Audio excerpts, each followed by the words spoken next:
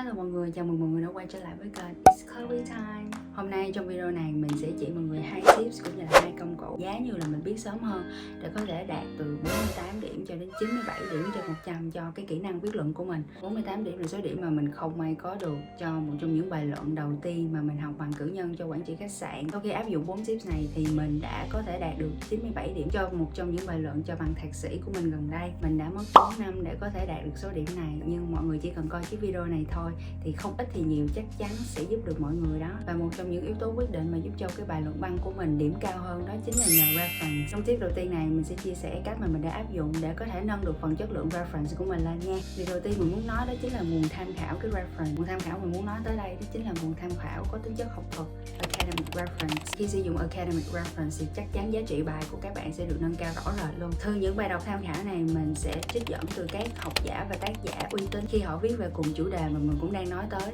Khi mình đưa những trích dẫn uy tín này vào bài của mình sẽ giúp củng cố ý cũng như là luận của mình chặt chẽ và mạch lạc hơn rất là nhiều. Có rất là nhiều loại academic reference mọi người có thể đưa vào bài luận văn của mình. Mình hay sử dụng journal article. Định nghĩa của journal article là một bài báo chuyên môn in trong các tập san khoa học do nhà chuyên môn viết và dành cho độc giả có kiến thức về chuyên ngành đó. Nguồn web uy tín mọi người có thể tìm đọc journal article cũng như là các nguồn reference khác sẽ là eMurl, Science Direct, ResearchGate. Science Direct và ResearchGate là hai cái nguồn mà mình sử dụng nhiều nhất luôn. Có một lưu ý nhỏ là đối với các trang web này thì mọi người nên hỏi trường xem là có hỗ trợ truy cập các trang web này hay không, vì mình cũng cần tài khoản của sinh viên để có thể truy cập vào các trang web này nhé. Thao tác tìm kiếm trên các trang web này khá là đơn giản, vì mọi người chỉ cần từ khóa của chủ đề là sẽ ra các kết quả bài đọc liên quan đến cái chủ đề mọi người đang nghiên cứu. Trường mình còn yêu cầu reference phải từ 10 năm đổ lại. Tìm kiếm có thể tùy chỉnh theo số năm luôn nên rất là tiện lợi và đơn giản. Một cách khác, nếu mọi người không muốn vào từng trang để có thể tìm reference thì mọi người hoàn toàn có thể nhờ chị Google và đánh từ khóa, câu hỏi hoặc là câu chủ đề cộng với từ PDF,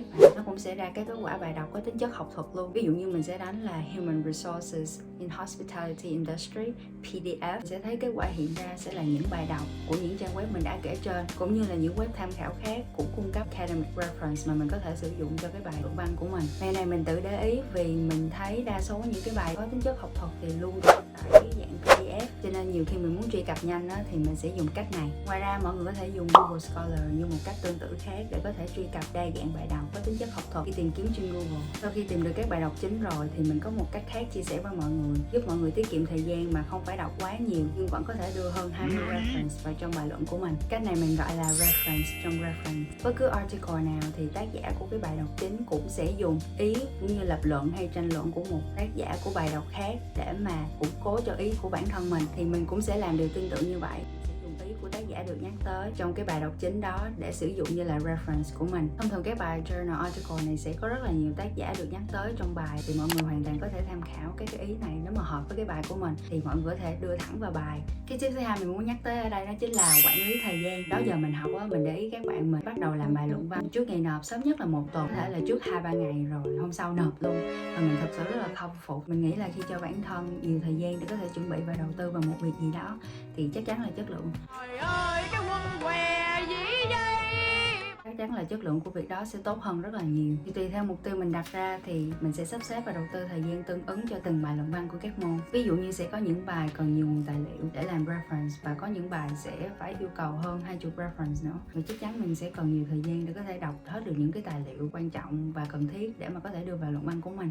Trong tuần đầu tiên của học kỳ mới, mình sẽ dành ra 30 phút đến 1 tiếng để xem Learner Guide. Mỗi môn sẽ có tài liệu Learner Guide riêng, gồm thông tin chi tiết của các bài luận văn của từng môn. Mỗi một môn sẽ có từ 2 đến 3 bài assignment thì mình sẽ xem qua hết một lượt. Cùng lúc đó mình sẽ ghi chép những ngày hạn nộp bài của từng bài và từng môn như này nè. Những gì cần lưu ý mình sẽ chú thích vào. Ví dụ như nếu là bài cá nhân thì mình sẽ để không, còn bài thuyết trình thì mình sẽ chú thích vào. Sau đó mình sẽ sắp xếp các hạn nộp bài này theo mốc thời gian theo bài cần nộp trước. Như vậy mình sẽ biết rõ mình cần chuẩn bị và dành thời gian cho bài nào trước tiên. Mình thấy để có thể đạt được hiệu quả tối đa thì mọi người nên dành ít nhất 2 đến 3 tuần cho một bài luận văn. Như vậy mọi người sẽ có nhiều thời gian để có thể đọc nhiều bài tham khảo hay hơn, lập dàn bài cũng như là chỉnh sửa và hoàn thành bài viết cho đến khi ngày nộp. Đối với mình thì việc quản lý thời gian thật sự rất là quan trọng, vì mình vừa đi học vừa đi làm nên là mình sẽ tận dụng tối đa các cái thời gian mà mình có thể đầu tư và tập trung vào cái bài viết để có thể đưa ra một cái kết quả mà mình nghĩ là tốt nhất đối với bản thân mình. Dù sao mình cũng đã cố gắng và tận dụng hết cái thời gian mà mình có. Sau này khi mà ra điểm thì mình cũng cảm thấy không có hối hận cho lắm. Với lại mình nghĩ là các bạn du học sinh như mình á, thì khi qua đây đã phải đóng một cái chi phí khá là lớn, nên là mình nghĩ đầu tư thời gian vào việc học là một cái sự đầu tư rất là xứng đáng. Sau đây là hai công cụ chính mà mình đã sử dụng trong cái quá trình học của mình mà đã giúp mình đạt được số điểm 97 như mình nói trên. Thì hai công cụ này chính là T-Flat và Quillbot. Không mang tính chất quảng cáo như mọi người, tại vì có ai biết mình là ai đâu mà muốn quảng cáo phải không? Công cụ đầu tiên mình muốn nói tới đó chính là từ điển điện tử T-Flat. Mình đã sử dụng T-Flat từ trước khi mình qua Úc rồi mọi người. Có 3 cái điểm cộng mà mình muốn nhắc tới ở đây, đó chính là giao diện dễ dùng, đa dạng các từ, nhanh gọn lẹ nữa. Mỗi lần mà mình đọc journal article để lấy ý và reference thì sẽ xuất hiện rất là nhiều từ mới luôn. Mỗi lần như vậy thì mình sẽ tra ngay trên T-Flat. Nếu mọi người thấy từ mới tra sẽ hữu ích cho việc học sau này thì mọi người hoàn toàn có thể nhấn vào cái dấu sao bên phải phía trên màn hình để lưu lại cho danh sách học sau này. Mọi người có thể truy cập vào cái danh sách này để có thể học lại cái từ mới mà mình đã lưu. Theo mình thấy 4 từ của T-Flat thật sự rất là đa dạng và nhiều luôn, nên rất là hữu ích trong cái quá trình học của mình. Mình chủ yếu chỉ tra từ trên T-Flat thôi và ít xài các chức năng khác của app. Ví dụ như mình thấy ở đây là một important word cũng khá là hay ho và thú vị. Trong mục này sẽ có cái danh sách từ vựng về IELTS nè, TOEIC cũng như là TOEFL đó mọi người. Mọi người hoàn toàn có thể tham khảo các cái từ vựng trong đây như là học thêm từ vựng mới cho phong phú cái vốn từ của mình nha.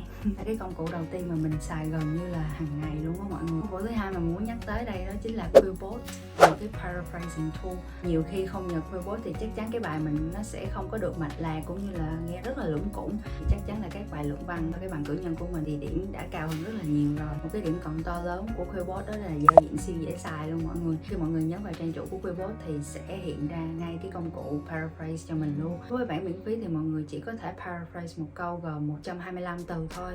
Nhưng đối với bản premium thì khoảng 10.000 ký tự đó mọi người. Thú thật một điều là mình rất là dở cái khoản paraphrasing. Mặc dù là mình ở đây lâu rồi nhưng mà cái vốn từ của mình á thường nó sẽ đa dạng hơn về cái chuyện mà giao tiếp hơn cái chuyện viết, cho nên mình thật sự không có tự tin về cái khoản viết luận văn của mình. Sau khi xài miễn phí 2 tháng trời mà mặc dù mình mới xài miễn phí thôi nhưng mà cái điểm bài luận văn của mình đã phát triển khá là tốt, cho nên là mình đã quyết định mua bản premium của Quillbot.